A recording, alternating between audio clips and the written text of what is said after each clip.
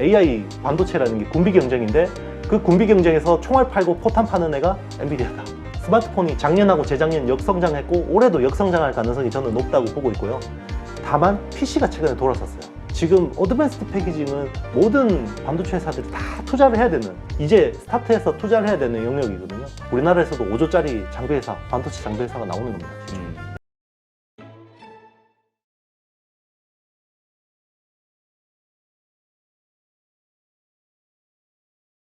그러면 이번에는 계속 반복적으로 말씀하셨던 그 칩넷, 네네. 칩넷이라는 기술이 도대체 네네. 뭘까? 네네. 이게 좀 궁금해요. 그게 네. 상당히 주요한 어떤 영향을 미치는 것 같은데. 네네.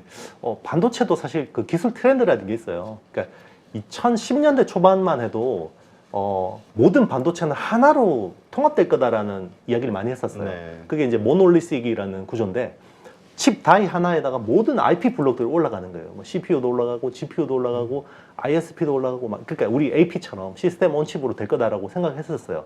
그런데 이게 열이 너무 많이 나는 거죠. 발열이. 그런데 그게 중요한 이유가 결국 그래픽, GPU라는 부분이 많이 중요해진 측면도 있고, 그리고 AI라는 새로운 어떤 시장이 성장한 부분도 있어요. 기본적으로 여기는 연산을 굉장히 많이 하기 때문에 열이 되게 많이 납니다. 네. 그러니까 붙여놓으면 이게 불리한 거예요. 옛날에 생각했던 것보다. 그러면서 요 칩 다이 하나를 쪼개서 그냥 더미한 실리콘 기판에다가 이렇게 우리 레고 블록처럼 큰 판때기 하나에다가 이렇게 칩을 이렇게 올리기 시작합니다. 그게 칩렛이라는 구조거든요. 멀티 타일 구조예요. 옛날에는 멀티 코어가 있으면 요거를 한 개의 칩 다이에다가 다 그냥 IP 블록으로 올려버렸는데 요걸 다 쪼개가지고 그냥 별도 칩으로 올린 거예요. 그러면 장점이 뭐냐면 일단은 지금 선단 공정이기 때문에 아무래도 웨이퍼 안에서 이렇게 오염되는 부분들이 있잖아요. 네. 근데 잘게 쪼개면 아무래도 버리는 부분이 적죠.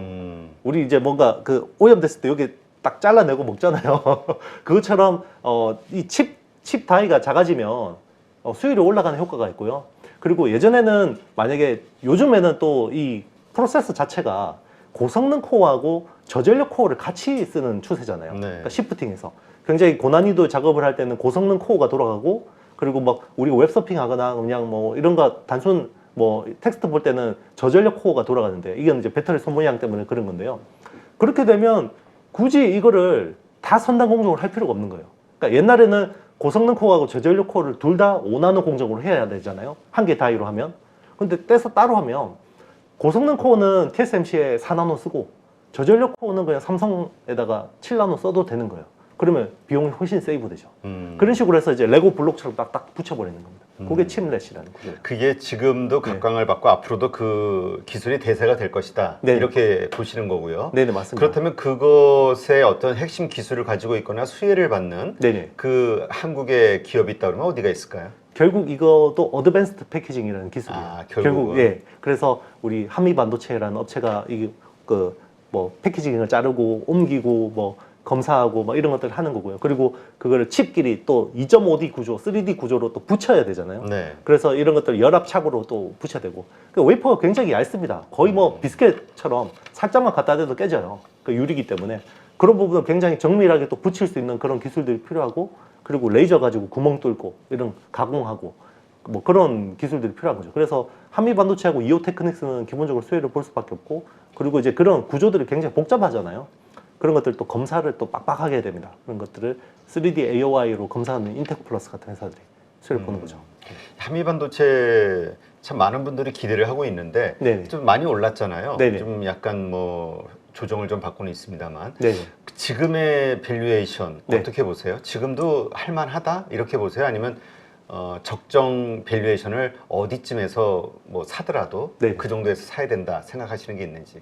엔비디아하고 똑같습니다. 밸류의 영역은 아니고요. 이미 네네, 이미 이제 심리 가는 데까지 네, 간다. 주가는 제가 원래 한미 반도체를 한 5천억 시총부터 약간 좀 분석하기 시작했는데 타깃 프라이스를 한 3조 시총으로 봤어요. 근데 지금 3조 시총이 와버렸거든요. 그래서 여기서 한 5조까지는 보여요, 향후에. 근데 5조로 가기 위해서는 지금 하는 그 TC 본딩하고 하이브리드 본딩, 그리고 이제 그런 쪽에서 얼마나 퍼포먼스를 내느냐, 그리고 이제 지금 뭐 저궤도 위성에 들어가는 그 EMI 차패드 이런 기술들이 있거든요. 신장비들, 메타 그라인더 뭐 이런 쪽에서 얼마나 성과를 내느냐에 따라서 앞으로 더 이제 올라갈 수 있는 거죠. 그래서 우리나라에서도 5조짜리 장비 회사, 반도체 장비 회사가 나오는 겁니다. 시중에. 네. 지금 월봉으로 보면 뭐 네. 상당한데 네. Y N자. 근데 그 결국은 말씀하신 대로 삼성전자 향이다 보니까 네. 삼성전자의 그 뭐 매출이 한정이 돼 있으니까 네네. 그 성장에는 분명히 한계가 있을 것 같고 그다음에 또 장비주라는 건 좀 우리가 불안한 게 네. 한번 시설이 끝나고 나면 그 다음 턴이 올 때까지 또 이렇게 일거리가 없는 거 아닐까 이런 생각이 얼핏 들어가지고요. 네. 일단 한미 반도체 같은 경우 굉장히 특이한 회사인데요. 메모리 매출 비중이 5%도 안 됩니다. 그래서 삼성전자 매출은 별로 의미 없고요. 대부분 TSMC향 매출이라고 봐야 됩니다. 아, 그래요? 네. TSMC하고 이제 글로벌 시스템 반도체 쪽에 대부분 납품을 하고 있고요. 그리고 이제 기존에 하던 아이템은 MSVP라는 그 마이크로소프트 비전 플레이스먼트라는 그 후공정 그러니까 그 패키지 자르고 뭐 옮기고 세척하고 뭐 말리고 검사하고 이런 것들이거든요. 그런 것들을 인라인으로 해서 하는 것들인데 지금 이 회사가 사실 최근에 주가가 퍼포먼스가 난 거는 그 어드밴스드 패키징에 요 칩끼리 붙이는 거 있잖아요. 그게 되게 어렵습니다. 글로벌리 봤을 때 제일 잘하는 회사가 이제 네덜란드에 벳이라는 업체가 있고 그 벳이라는 업체를 제외하면 거의 글로벌리 봐도 한미 반도체 정도밖에 대안이 없어요. 그래요. 그러다 보니까 지금 어드밴스드 패키징은 모든 반도체 회사들이 다 투자를 해야 되는 이제 스타트해서 투자를 해야 되는 영역이거든요. 그러니까 앞으로 시장은 엄청나게 커질 수밖에 없죠. 그러면 Q는 네. 매출은 더 증가할 수밖에, 네네. 시장은 더 커질 수밖에 없는 네네. 환경이 되고 있다. 맞습니다. 이게 결국 AI 반도체 이게 다 연결이 네, 되는 그것 때문에 걸로. 그런 거예요. 네. 알겠습니다. 지금 말씀하신 대로 그래서 이 칩넷 기술을 가지고 있는 회사들이 수혜를 받을 것이고 칩넷은 결국 그 AI 관련 핵심 기술이 네네. 반도체의 핵심 기술이 될 것이다. 그래서 이제 시장을 좋게 볼 수 있는데 어떻습니까?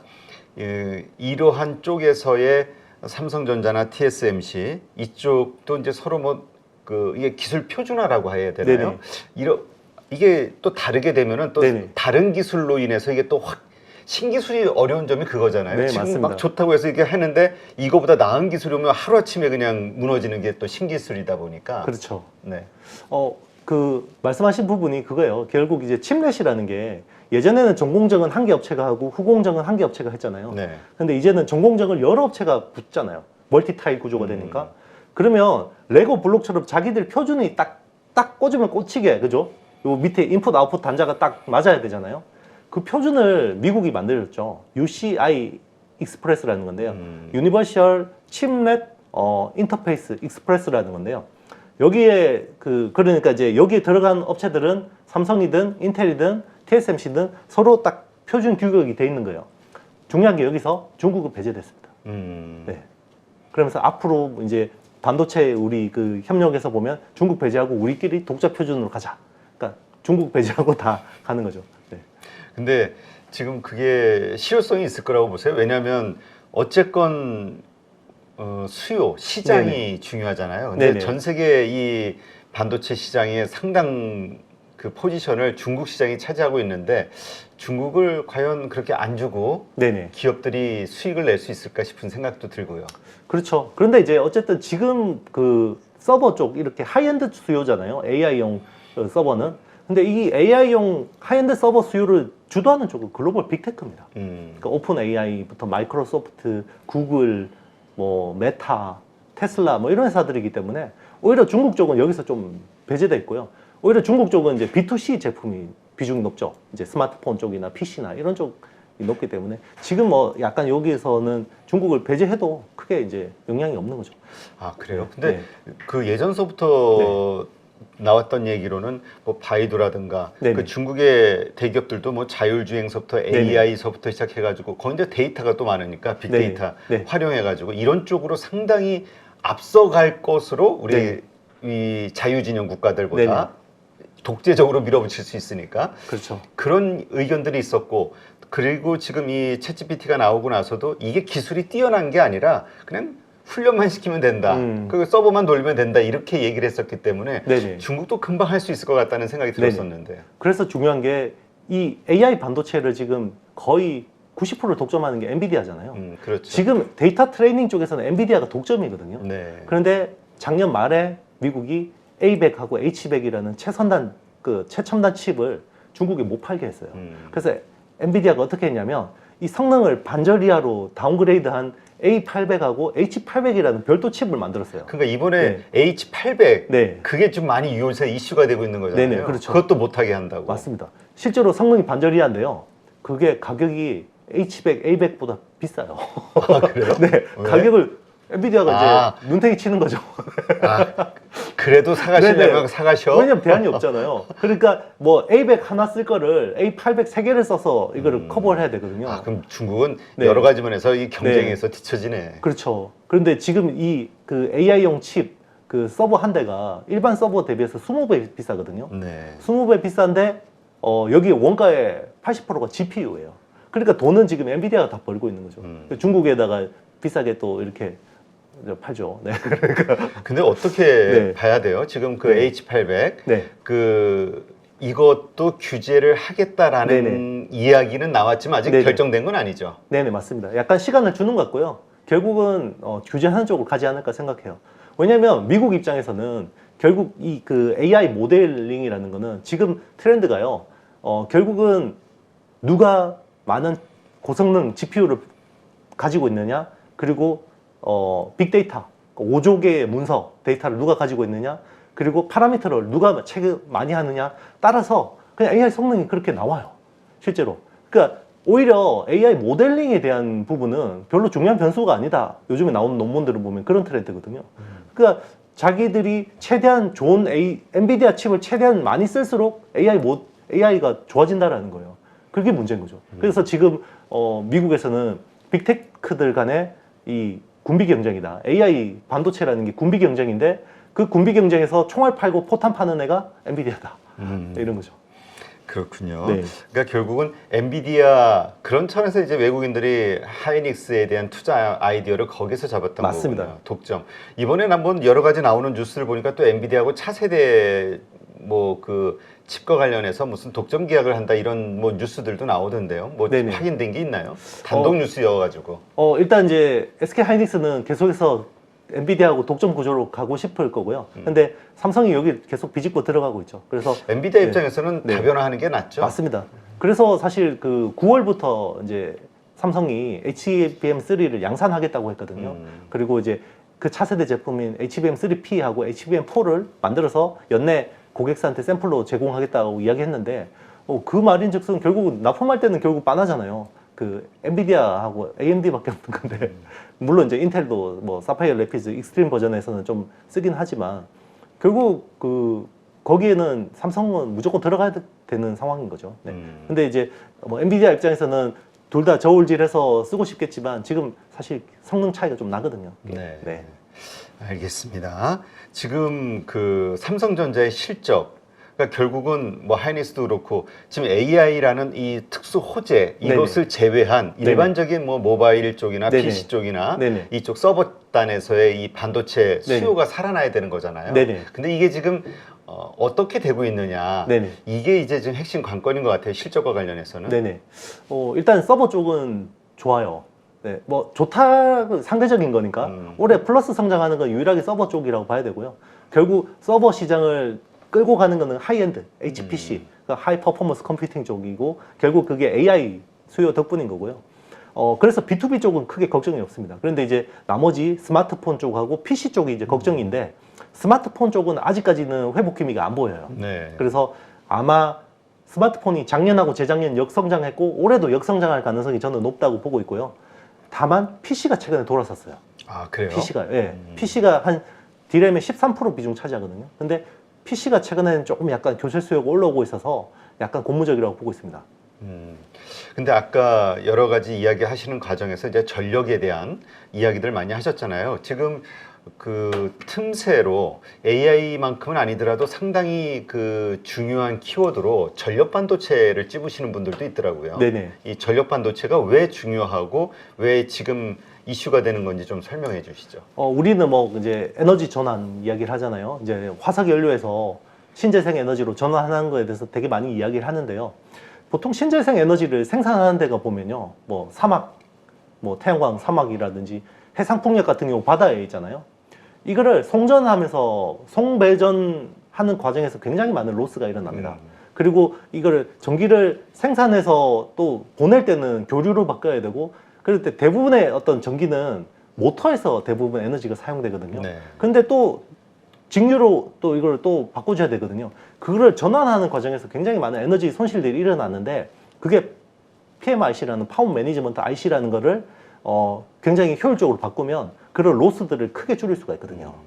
그래서 이제 최근에는, 예전에는 PMIC라는 게 실리콘 반도체 기반으로 많이 만들다가 요즘에는 그 아주 고온이나 뭐 이런 가혹한 환경에서 견딜 수 있는 이제 화합물 반도체. 그래서 뭐 SiC라든지 뭐 질화칼륨 뭐 이런 쪽으로 많이 바뀌고 있는 거죠. 결국은 네. 이 에너지 가격이 자꾸 상승하는, 네네. 그래서 이 비용을 여기서 줄이는 게 그만큼 기업의 수익으로 돌아오니까 그 줄일 수 있는 쪽에 자꾸 투자하거나 시설을 확충하거나 할 수요가 생길 수밖에 없다. 맞습니다. 그런 차원에서 이 전력 그렇죠. 반도체가 부각이 되는 거다. 이렇게 이해하면 되겠군요. 그렇죠. 특히나 전기차 같은 경우에는 이제 보통 이거를 직류 교류로 바꾸는 과정에서 인버터랑 컨버터라는 그 어떤 모듈들이 들어가거든요. 근데 기존의 실리콘 반도체 대비해서 요거를 화합물 반도체 SiC 기반으로 바꾸면요, 부피가 한 7분의 1, 8분의 1로 줄어요.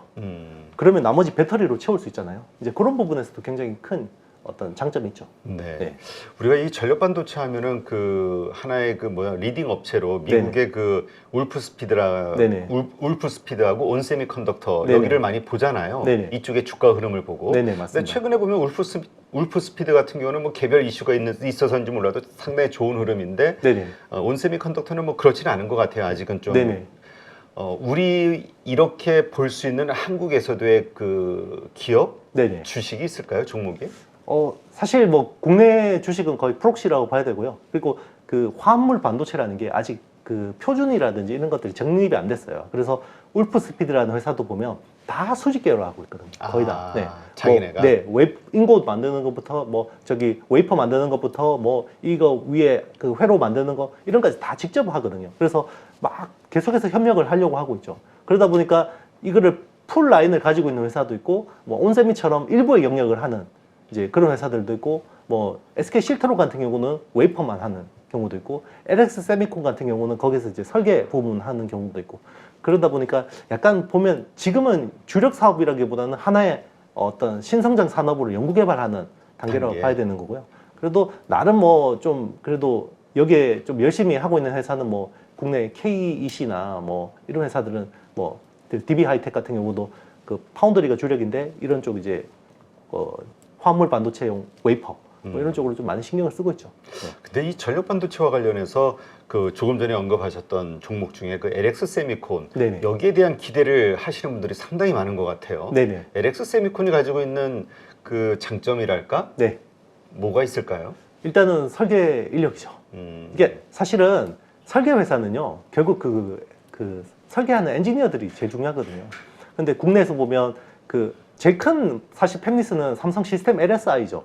근데 이제 어떻게 보면 삼성전자의 하나의 사업부이기 때문에 별도 팹리스 중에서는 규모가 제일 큰 회사가 LX 세미콘이에요.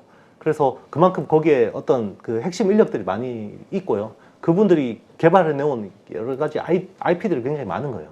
그리고 이제 그런 그 화물 반도체 관련된 그런 특허들도 굉장히 많이 사들였거든요. 설계들도. 그렇기 때문에 제일 그래도 제대로 하고 있는 거죠. 자금력도 있고 인적 파워도 있고 그리고 네트워크 할 수 있는 뭐 그런 기반들도 있고 그러다 보니까 그래도 잘 되면 여기가 제일 유력하지 않냐. 이렇게 그러나 아직은 뭐 가시적인 성과가 네. 있는 건 아니죠. 지금 개발하고 맞습니다. 이쪽에 사업 추진을 전력 반도체 쪽에 하겠다. 맞습니다. 이건 거죠. 그렇죠. 네. 네, 알겠습니다. 자, 우리가 반도체 IT 이 관련해서 앞으로 투자를 하고 싶어하는 분들의 입장에서 좀 중요하게 봐야 될 이슈가 있다면 뭘까요? 제일 중요한 거는 결국 AI입니다. 그러니까 AI 반도체 쪽은 계속해서 주목해서 봐야 되고요.